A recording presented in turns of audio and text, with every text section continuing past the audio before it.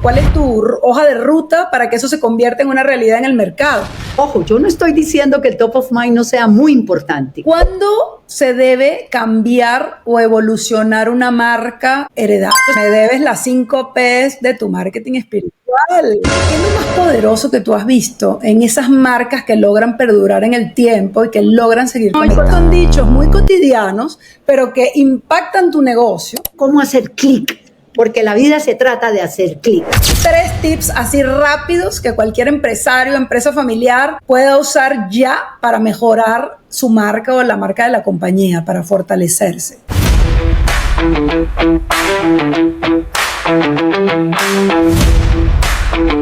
Buenas tardes, buenos días o buenas noches. Primer episodio que transmito desde la Ciudad de México, mi nueva casa nuevamente. Pero hoy estoy feliz transmitiendo este podcast y entrevistando a una mujer que ha transformado la publicidad en Latinoamérica y que me da muchísimo gusto porque Soco, como todos la conocemos, Socorro Jaramillo, es publicista, consultora, autora de un libro maravilloso que ahorita vamos a hablar mucho de esto, y fue directora de publicidad, trabajó en empresas y en agencias multinacionales, y la realidad es que es un orgullo porque ha sido reconocida como Mujer del Año en mercadeo o en marketing, mercadotecnia. Bienvenida, Soco, preséntate con nuestra audiencia y gracias por estar aquí hoy. Bueno, Susana, qué rico estar acá hoy desde tu nueva casa en México, ese país que me gusta tanto y que llevo siempre en mi corazón por su gente, por sus colores, por su música. Bueno, hiciste una presentación muy generosa de mí. Yo me considero una simple publicista y una alumna permanente de la vida. Eso es lo que soy, una persona que eligió ser feliz, una caminante de Emaús, una cursillista de cristiandad, y bueno, acá estoy aceptando esta invitación que tenía tantas ganas de tener esta conversación contigo, Susana. Y es que las conversaciones contigo siempre son maravillosas, pero lo bueno es que lo estamos compartiendo en multipantalla, y la realidad es que tienes un libro muy bonito que acabas de lanzar y ese libro nace de las lecciones de tu mamá. Cuéntame un poquito el porqué del libro y cuál fue esa primera enseñanza que marcó tu forma de ver la publicidad y la vida. Bueno, el libro se llama Lo que mi mamá me enseñó de publicidad. Entonces la gente pensaría que mi mamá era publicista, y no. Esa sabiduría sencilla, cotidiana de una mamá que nos marca a todos, porque yo quisiera en este momento preguntarle a toda tu audiencia y a ti, ¿quiénes piensan que mucho de lo que son viene de sus papás o de sus mamás? Entonces, si hubiera que levantar la mano, yo levantaría mi mano y diría, mucho de lo que yo soy viene de ellos. Pues los padres fueron los primeros maestros en la vida. Bueno, tú también levantas la mano honrando a tus padres. Los padres fueron nuestros primeros maestros en la vida, y yo quise honrarlos a través de este libro. Y muy especialmente este primero es dedicado a mi mamá, y el que estoy escribiendo va dedicado a mi papá. Y son esas enseñanzas de un papá y de una mamá cuya escuela fue la vida. No tuvieron las oportunidades que tuvimos nosotros, digamos, de ir a distintas universidades, de tener distintas carreras, maestrías, grados, etc. Esa escuela de la vida que los curtió, que les enseñó tanto, es lo que para mí ha dejado una huella imborrable en mi caso. Por ejemplo, yo recuerdo que mi mamá siempre me decía, hija, a este mundo venimos a servir. O me decía, nunca te olvides que a este mundo vinimos a servir. ¿De qué me estaba hablando mi mamá? Del propósito. Entonces yo tomo todas esas enseñanzas, Susana, y trato de aplicarlas a más de 40 años de experiencia en publicidad y mercadeo. En eso consiste el libro Lo que mi mamá me enseñó de publicidad. Es una invitación, ese gran maestro de mercadeo. Bueno, tú eres una de las mujeres más importantes que ha tenido Coca-Cola y distintas empresas. Tú fuiste una mujer corporativa muchísimos años, una gran maestra, una persona a quien admiro mucho. Y tú mejor que nadie sabes que todos los marqueteros tenemos el primer maestro, que fue Philip Kotler, la leyenda viva del mercadeo. Todavía camina en alguna universidad. Y Philip Kotler nos enseñó 4 P's, que eran producto, opción y plaza. Yo, honrando a Philip Kotler, estoy haciendo una invitación a nuevas 5 P's en mercadeo, bajo un concepto que creé hace unos 7, 8 años, que se llama marketing espiritual, y estoy proponiendo 5 nuevas P's para mercadeo. La primera de ellas tiene mucho que ver con eso de esa frase de mi mamá, de vinimos a servir es el propósito. No sé si quieras yo quisiera conversar un poquito, parar un poco aquí, porque yo creo que algo bien bonito que tú mencionas, y es de las cosas que uno aprende en la familia, ¿no? Yo siempre, cuando estoy hablando de estrategia en empresas y cuando estoy haciendo consultoría, siempre les digo, mi mamá me decía que el que mucho abarca, poco aprieta, ¿no? Y eso en estrategia es enfócate, ¿no? Enfócate y en la vida, eso funciona.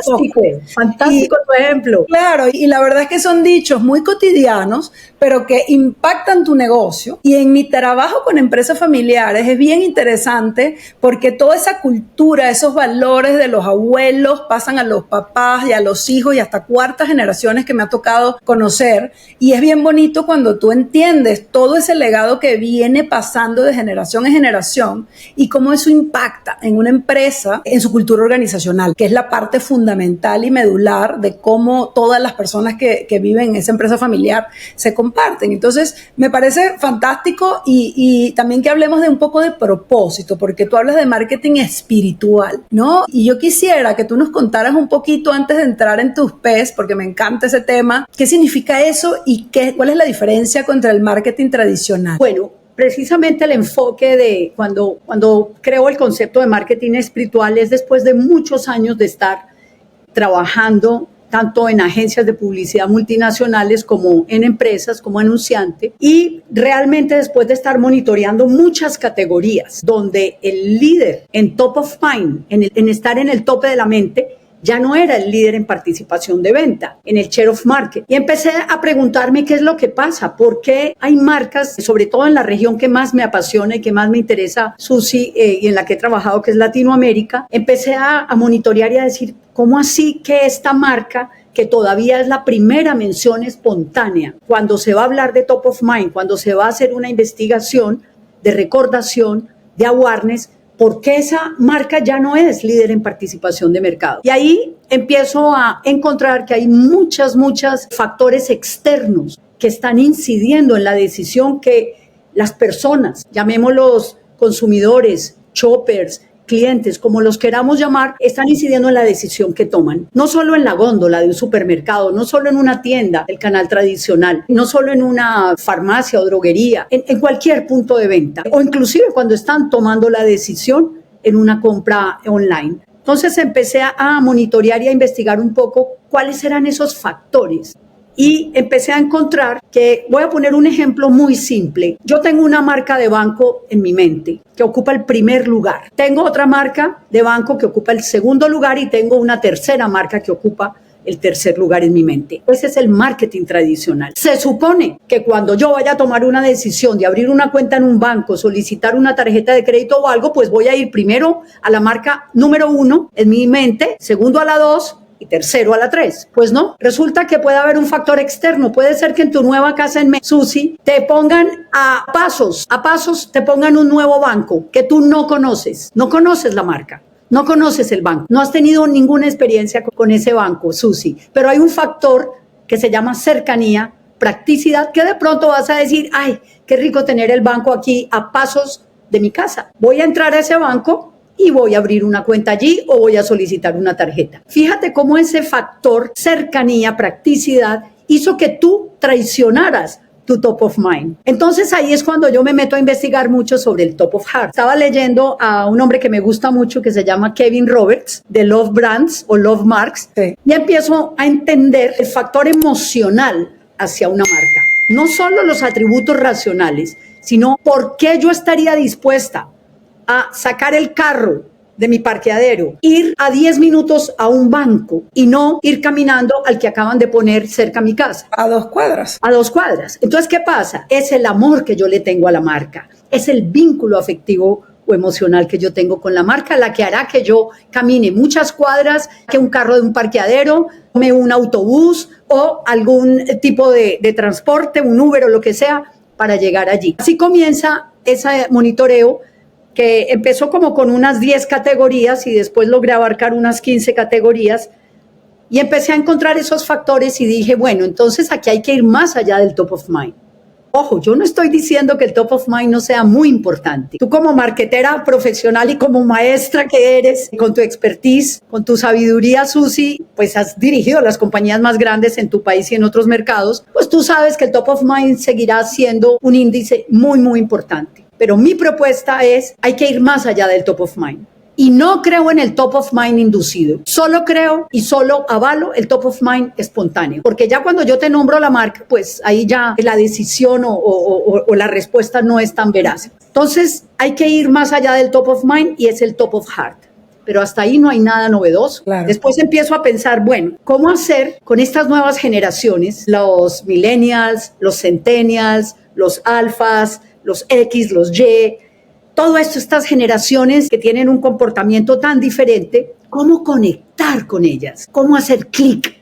Porque la vida se trata de hacer clic. Entonces empiezo a pensar, ¿qué tiene una persona? Una persona tiene la razón y tiene la emoción. Hay un neurocientífico que me gusta mucho que dice, la única diferencia entre la razón y la emoción es que la razón lleva a conclusión, mientras que la emoción lleva acción. El marketing pretende acción. Entonces ahí es donde yo digo, pienso que podemos dar un paso hacia un marketing mucho más emocional. Y tomé la decisión de llamarlo marketing espiritual en la búsqueda de cómo conectar el propósito de la marca, que para mí es el alma de la marca, con el alma del consumidor, que para mí es una persona. ¡Qué Eso belleza!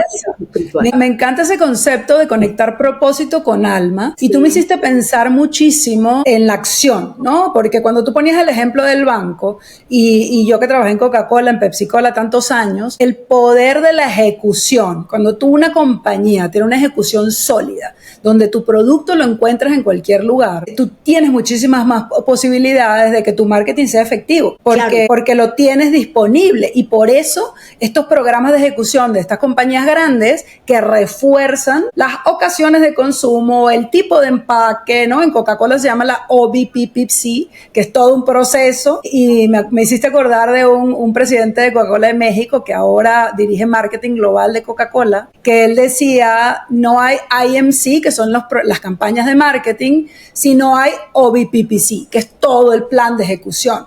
¿Por qué? Porque si tú pones toda una campaña para tener top of mind o para poner tu marca en alto, pero luego el consumidor no te consigue, y se han visto casos, la realidad es que pierdes tu dinero. Entonces, la mejor manera de conectar, y hoy digitalmente también es un reto, es poder tener una ejecución multicanal que acompañe este marketing líquido que tú generas y que parta del propósito, que conecte con esas almas, y en el medio hay un montón de pasitos para lograr que realmente se haga pues la compra, ¿no? Y se haga la venta del producto y el crecimiento funcione. Interesante, me encanta ese punto de vista, Soco, y qué bueno también el análisis que has hecho tan profundo durante tantos años. Yo creo que esa es la belleza de las marcas que inspiran y sobre todo que perduran. Cuéntame algo, porque tú tienes 30, 40 años en publicidad en Latinoamérica con diferentes industrias, campañas hermosas que han movido corazones. ¿Qué es lo más poderoso que tú has visto en esas marcas que logran perdurar en el tiempo y que logran seguir conectando? Bueno,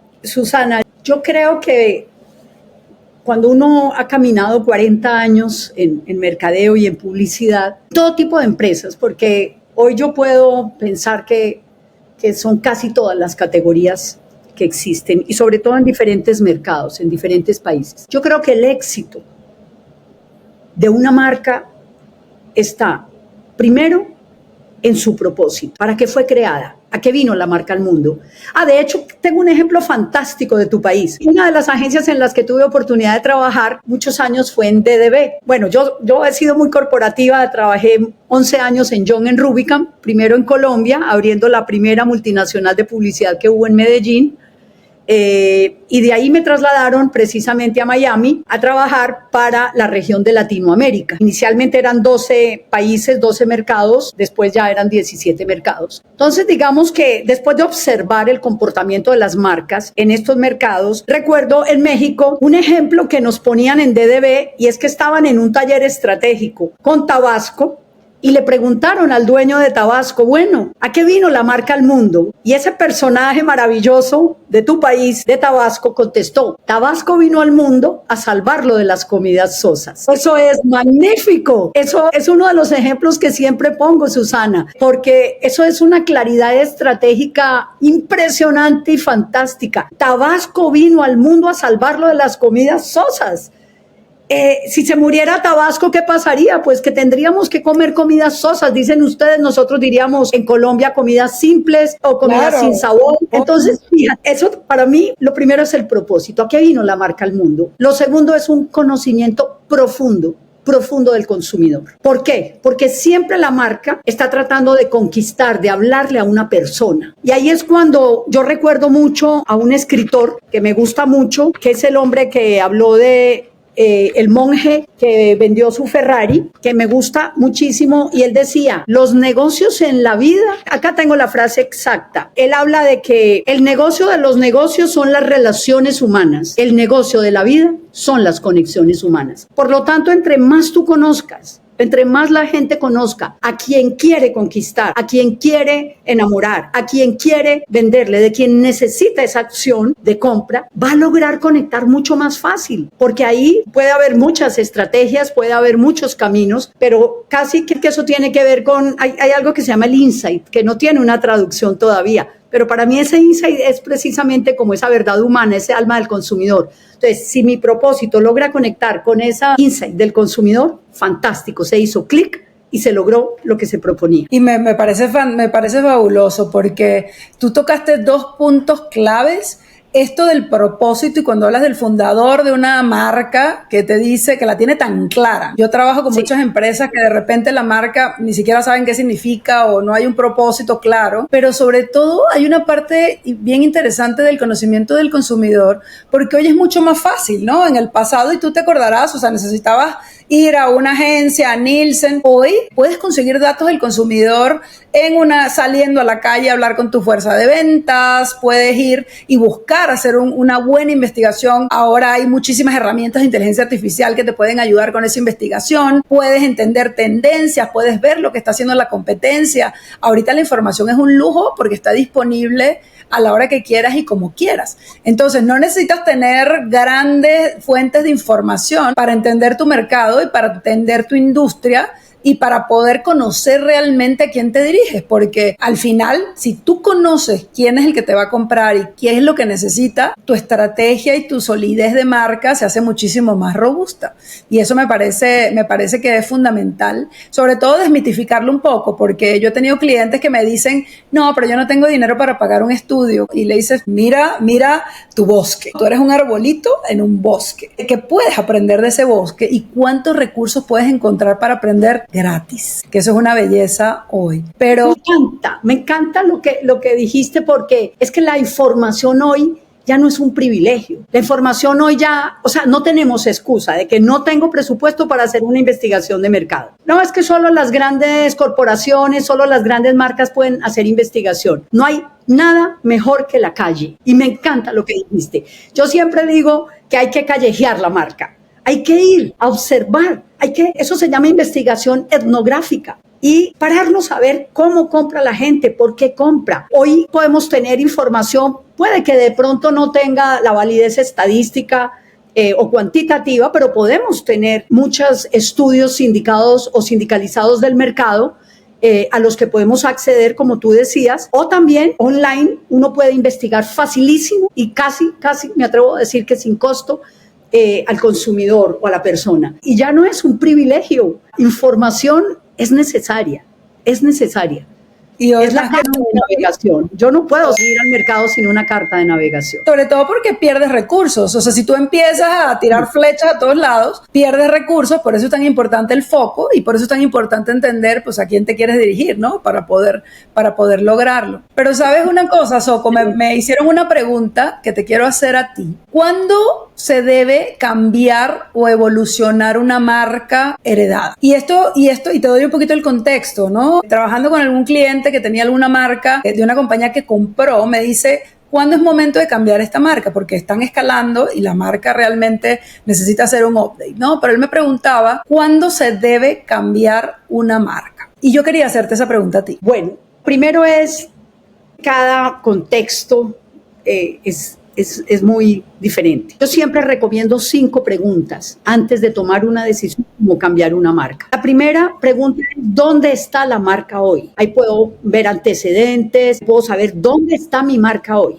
Esa es la primera pregunta. La segunda pregunta sería, ¿a dónde quiero que llegue mi marca? ¿O a dónde quiero llevar mi marca? Y ahí vienen 3 preguntas muy sencillas. ¿Qué voy a mantener de lo que he hecho para llegar a donde quiero llegar con mi marca? La otra es, ¿a qué voy a renunciar para llegar a donde quiero llegar con mi marca? Y la última es, ¿qué voy a crear para llegar a donde quiero llevar mi marca? Con esas 5 preguntas, que son muy simples para que ustedes vean lo fácil que es ser un estratega, eso no tiene ningún misterio, Entonces, 5 preguntas. ¿Dónde está mi marca hoy? ¿A dónde quiero llevar mi marca? ¿Qué voy a mantener? ¿A qué voy a renunciar? ¿Y qué voy a crear? Ahí es donde yo voy a descubrir si debo o no cambiar la marca. Una marca heredada es algo muy, muy importante. Yo recuerdo haber trabajado muchos años para Quaker a través de una agencia de publicidad en Colombia, llevábamos la cuenta de Quaker y teníamos un problema en ese momento, y era que Avena Quaker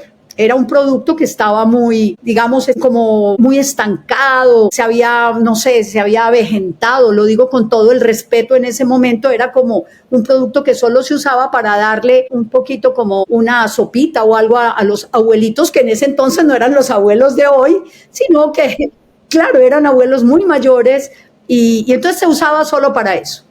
Tuvimos un reto maravilloso, jamás podré olvidar a Hugo Vázquez, ese gran director creativo argentino, a quien ha sido mi maestro y uno de mis mentores.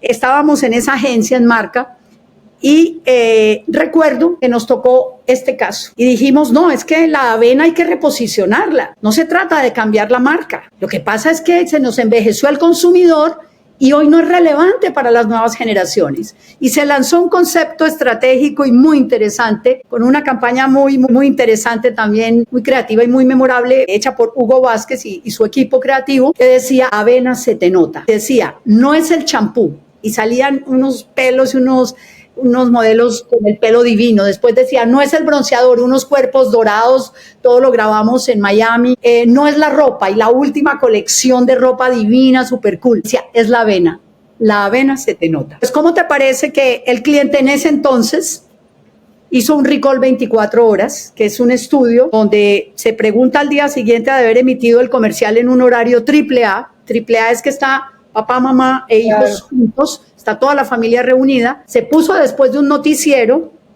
y 0 recordación espontánea, 0. Nos citaron a la oficina y el cliente dijo, es la primera vez en mi historia que un comercial que costó lo que costó y la recordación espontánea fue 0. Y nosotros, Dios mío, claro, era un nuevo lenguaje, estábamos pasando de atributos funcionales a un concepto muy fuerte emocional. Para hacer el cuento largo corto, ojo, 60 días después, Avena Quaker ya estaba en la góndola al frente, en la zona caliente. ¿Por qué? Porque cobró relevancia. Entonces, fíjense, hasta ese día este cliente decía, nunca habíamos tenido una recordación después de un recall 24 horas, 0 recordación espontánea. Pero mira lo que pasó. Era un nuevo lenguaje, era una nueva aproximación, era un nuevo target, era una nueva forma de hablar la marca. Claro, estábamos pasando del checklist de atributos funcionales a un mensaje muy, muy emocional. Pues bueno, tuvo magníficos resultados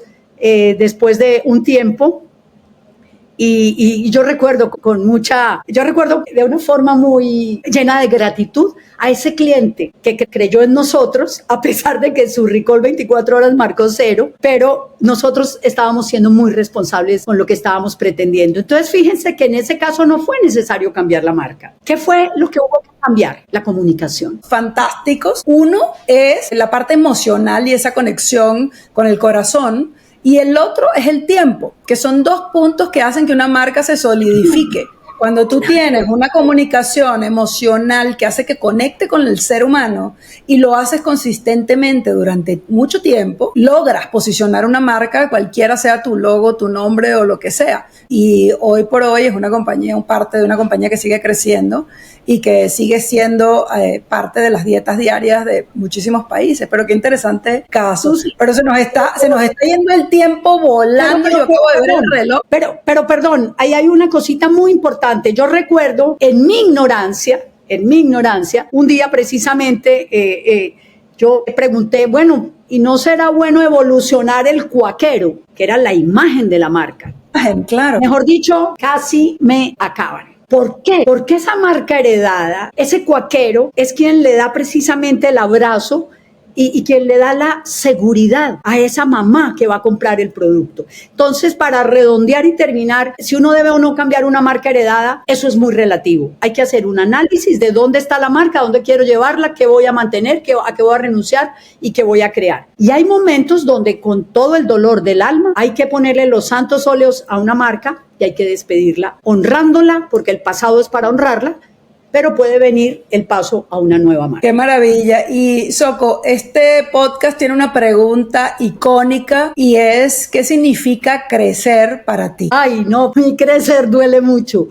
Crecer duele mucho. A mí me encanta aprender. Yo soy una alumna de la vida. Mi libro comienza precisamente con una frase que dice, la vida es una gran escuela donde habitan grandes maestros. Y también hay algo que me gusta mucho y es, el maestro llega cuando el alumno está listo. Yo llegué a este podcast tal vez cuando ya estaba lista, tal vez no lo estaba antes. Tú eres mi maestra, quien me está invitando. Gracias. Entonces, claro que sí. Entonces, ¿qué pasa? Crecer. Yo creo que lo único inevitable después de la muerte es crecer. Crecemos con lo bueno, crecemos con lo regular y crecemos con lo malo. Es increíble. Es increíble, pero a veces estamos pasándola súper mal en un trabajo o en una situación en la vida o algo. Y después, unos años después, Susana, cuando tú miras atrás, dices, esta destreza que hoy yo estoy usando, la obtuve en ese mal momento de mi vida. Entonces, crecer es todo para mí. Crecer es constante, es como el cambio. Lo único constante es el cambio. Y siempre vamos a crecer. ¿Por qué? Porque siempre estamos aprendiendo.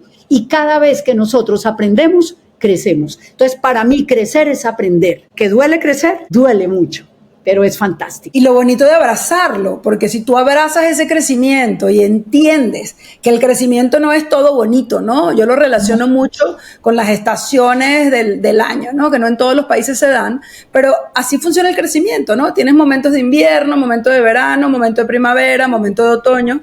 Es una montaña rusa, duele crecer, sí, pero es parte fundamental de la vida del ser humano cuando lo abrazas, porque hay gente que se niega, ¿no? Se niega a pasar esas situaciones que te hacen crecer o esas situaciones duras. Pero yo me quedé pensando que me debes las 5 P's de tu marca. Falta esa parte, no se nos puede ir, estamos cortos ya en el tiempo, porque se nos fue en 32 minutos, pero cuéntame, porque no me puedo quedar con esa duda. Bueno, cuando me hiciste la pregunta de cómo se podía, el concepto era como cómo se puede construir una marca exitosamente o cómo una marca puede estar en el mercado por tanto tiempo y seguir siendo relevante.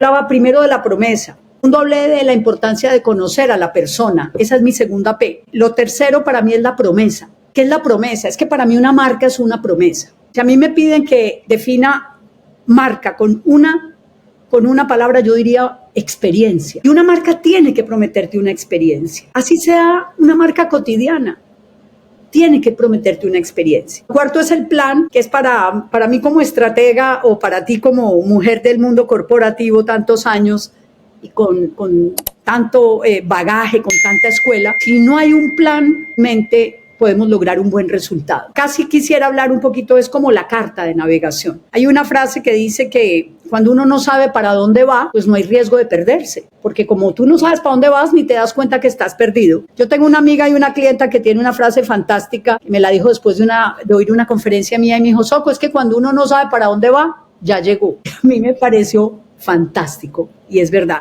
Entonces hay que tener una carta de navegación. Ningún buen marinero zarpa sin una carta de navegación. Ahora, tampoco ningún buen marinero se ha vuelto experto en aguas tranquilas. Nadie ha dicho que el viaje va a ser tranquilo. Nadie ha dicho que no va a haber una mareta, un oleaje o algo muy fuerte. Nadie ha dicho que va a haber momentos difíciles. Claro que va a haber momentos difíciles, pero el expertise y toda esa sabiduría se va a aprender también en medio de esa turbulencia. Y por último, la última P de mi libro es la pasión. Y la pasión es, mi mamá siempre me decía, hija, hay que ponerle el alma a todo. Y para mí, esa es la pasión, es ponerle el alma a todo lo que hagamos, es seguir siendo curiosos hasta que termine nuestro último día acá en la tierra y tengamos el gran momento de seguramente ir en búsqueda de Dios, de la Virgen y de las personas que nos antecedieron. Yo creo que tenemos que seguir siendo curiosos, yo creo que es muy importante la gratitud y mi recomendación para los empresarios que son tu audiencia es la coherencia es muy importante. Mi mamá siempre decía, hija, no es solo ser, sino parecer. Ser. La coherencia en una marca, hoy el consumidor, hoy las nuevas generaciones premian dos cosas, autenticidad y honestidad. ¿Eso a qué me lleva a mí? A la coherencia. Claro. Y acordarnos de que hoy no se trata solo de atributos funcionales. Tenemos que transformar datos en estímulos para lograr conectar con la gente. Y la consistencia hace grande una marca. Así que se acabaron las excusas de que no tengo presupuesto, porque lo importante en el marketing no es el tamaño del aviso, es el tamaño de la idea. Y la conexión, y yo rescato algo que dijiste muy poderoso, y es ese plan o esa ruta, ¿no? Yo trabajo con empresas y hacemos planes de marketing, ¿no? Y tienes una gran idea y qué maravilla tener una campaña. ¿Y qué pasa con eso, no? ¿Cuál es tu hoja de ruta para que eso se convierta en una realidad en el mercado? Para que toque todos tus puntos de contacto, para que toque todas tus áreas. Y hay un concepto que yo uso muchísimo y es el de los 90 días. Tú tienes un plan de un año, tú tienes que ir flexibilizándote, y hablabas del marinero, que me encanta ese dicho, ¿no? De que ningún marinero experto se hizo en mares calmos, porque necesita ser flexible en un mundo que está cambiando tan rápido y en un mundo que ahora tiene tanta exposición. De un momento a otro entra una startup y te quita el mercado y te come la participación de mercado muy rápido. Entonces tú tienes que poder reaccionar, y la flexibilidad y la mentalidad que tenga esa empresa o que tenga la persona hace una gran diferencia en cómo esa marca, ese contenido y esa diferenciación llega, se mantiene al mercado, conecta y crece. Hay una fórmula maravillosa ahí con todas las P's que me estás diciendo, y a mí me resuena muchísimo con los planes de marketing, bueno, que hice en tantos años de hacer planes de marketing en multinacional. Y ahora lo que me está tocando hacer, ayudando a otras empresas en sus planes de crecimiento, pero sigue siendo la misma constante. La consistencia es básica, hasta para aquellas personas que están haciendo marca personal. Tú sí, y uno de los grandes aprendizajes que a mí en lo personal me dejó la pandemia, fuera de enseñarme muchas cosas como ser humano, a nivel profesional, mira que todas las estrategias que teníamos escritas, yo también soy consultora, yo tengo varios clientes en Colombia y en Latinoamérica, y si hay algún aprendizaje fue esa flexibilidad de la que hablas, porque teníamos todo construido y bueno, este año va a ser, este 2020 va a ser así, vamos a hacer esto y lo otro. ¿Y qué tocó? Un nuevo plan. Cambiar, claro. Entonces, flexibilidad. Hay que ser flexibles. Sí, me encanta que hayas tocado eso, porque el marketing puro nos diría de pronto que no, pero es que este mundo ha cambiado mucho. Es que en el tiempo pasado tú tenías los planes estratégicos de la empresa impresos, ¿no? En la sala de juntas principal, y todo el mundo veía el plan estratégico ahí. En el mundo de hoy el plan estratégico tiene que ser algo vivo, que lo tienes que ir reamasando y cambiando y ajustando, porque el mundo está cambiando muy rápido. Y la conexión con nuevas generaciones también te hace preguntarte y repreguntarte cómo puedes realmente conectar. Mira, yo estuve esta mañana en un evento de apoyo, se llama Foro Mar de Cortés, que es un evento que patrocinó la empresa Coppel, una empresa familiar mexicana muy interesante. Y una de las personas decía que la mejor manera de investigar su consumidor fue subirse con un pescador en el Mar de Cortés, en Baja California, y pasar una mañana con el pescador. Me pareció fascinante, porque él dice que el pescador le contaba: cada vez me tengo que ir más lejos porque hay menos especies aquí que yo puedo pescar, cada vez me cuesta más trabajo conseguir, cada vez veo más basura. Y él dice que lo que él aprendió en esa mañana vale más que cualquier estudio. Entonces ahí es cuando empiezas a ver cómo una empresa, cuando entiende realmente la situación de su consumidor o de lo que quiere, en lo que quiere ayudar, de ser muchísimo más efectiva en cómo puedes considerar crecer tu marketing, tu comunicación y evidentemente cualquiera de tus acciones. Pero bueno, se nos ha ido el tiempo. Yo podría quedarme aquí como 3 horas contigo, Soko. Yo, para cerrar, dame 3 tips así rápido rápidos que cualquier empresario, empresa familiar pueda usar ya para mejorar su marca o la marca de la compañía, para fortalecerse? Bueno, como se trata de ser coherentes, lo primero es buscar ese propósito de la marca para tratar de conectarlo con la persona a la que se le quiere llegar. Lo segundo, hay una frase que me gusta mucho que dice: dímelo y lo olvidaré, muéstramelo y lo recordaré, involúcrame y lo entenderé. Esa es mi segunda recomendación: involucrar al otro, al consumidor, al cliente, al shopper, a la persona. Llámenlo como ustedes lo quieran llamar. Y lo tercero, para mí, la historia de una marca es algo muy poderoso. Pero no solo el storytelling como un recurso creativo, sino la historia de la marca. Yo creo que una de las formas precisamente de conectar, de hacer clic, es contemos una historia. Desde chiquitos nos encantaba que nos contaran historias. Después lo hicimos con nuestros hijos o con nuestros sobrinos. Hoy lo hacemos con nuestros nietos. Entonces, contemos historias. ¿Por qué? Porque de esa forma podemos conectar y podemos hacer parte. Podemos lograr que esa persona se sienta involucrada. Ahora, obviamente siempre contando la verdad, siempre. Para mí, hablar para mí de calidad o de verdad, o sea, lo doy ya por hecho. Para mí ese es el driver de entrada. Si eso no existe, no hablemos. Decirles que la publicidad es solo una P, solo un factor de mercadeo. Pero como decías tú, Susana, hay que tener un plan. Yo creo que, para cerrar con un poquito de filosofía, ese libro tan lindo que es El Principito, que dice: el tiempo que perdiste por tu rosa hace que tu rosa sea tan importante. Yo lo aplicaría: el tiempo que perdiste por tu marca hace que tu marca sea tan importante. Callejear la marca, la calle, el camión, la fuerza de ventas. Ahí está, ahí tienes lo mejor para poder sentarte a trabajar. Y yo hoy ya no hago estrategias a largo plazo, sino a mediano o a corto plazo. Eso no es ser cortoplacista. Uno puede hoy crear a 5 años y empezar, como dices tú, me encanta tu concepto de los 90 días, me encanta. Claro, y es que de eso se trata. Yo digo que eso funciona hasta para la dieta. ¿No? 90 días, tú te metes a dieta, 3 meses, el gimnasio, funciona para la vida, para la carrera o para cualquier cosa. Pero bueno, Soco, cuéntanos dónde conseguimos tu libro, cuéntanos cómo te conseguimos en redes. Bueno, quiero cerrar con una frase que dice: los científicos dicen que estamos hechos de átomos, pero a mí un pajarito me contó que estamos hechos de historias. Yo tengo una historia muy linda, una historia de adopción. Tuve una madre biológica muy, muy joven, una niña de 14 años que no se pudo quedar conmigo.